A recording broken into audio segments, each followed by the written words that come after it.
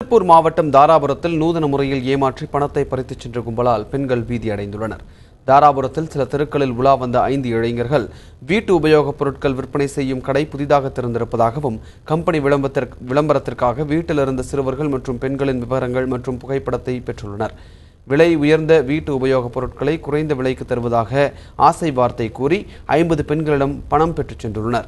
பின்னர் இளைஞர்களால் ஏமாற்றப்பட்டதை அறிந்த பெண்கள் வீட்டில் இருந்தவர்களின் விவரங்கள் மற்றும் புகைப்படத்தை பெற்றுச் சென்றதால் அவர்கள் கடத்தல் கும்பலா என்று பீதியடைந்துள்ளனர்.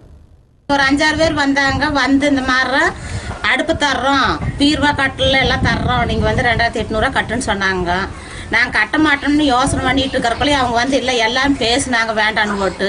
இந்த ஆள் எல்லாம் எங்கள் ஏமாற்றத்துக்கு எடுக்கிறீங்களா, நாங்களாம் அப்படிலாம் ஏமாற்ற மாட்டோம், எங்களுக்கு வந்து போட்டோம் உங்களோட அட்ரஸ்லாம் வந்து நாங்கள் ஏமாத்துறோம்னு சொல்லி போட்டு எங்களோட கையில் காசு கடை இல்லை. இங்கே கம்மலை கழட்டி கொண்டு போய் பக்கத்து வீட்டில் வச்சு அடமானம் வச்சு வாங்கிட்டு வந்து இதே 11 மணிக்கு பேட்டி கொடுத்து நாங்கள் பிரேஸ் தரேன்னு சொன்னாங்க.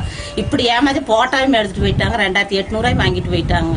எங்கள் வீட்டில் வந்து போட்டாவுக்கு ஆள் மேலே ஒவ்வொரு போட்டா எடுத்துக்கிட்டு என் பையன் போட்டா எல்லாத்தையும் எடுத்துகிட்டு போயிருக்கிறாங்க. எங்களுக்கு வந்து போட்டாவும் வேணும், எங்களுக்கு அந்த பணமும் வேணும்.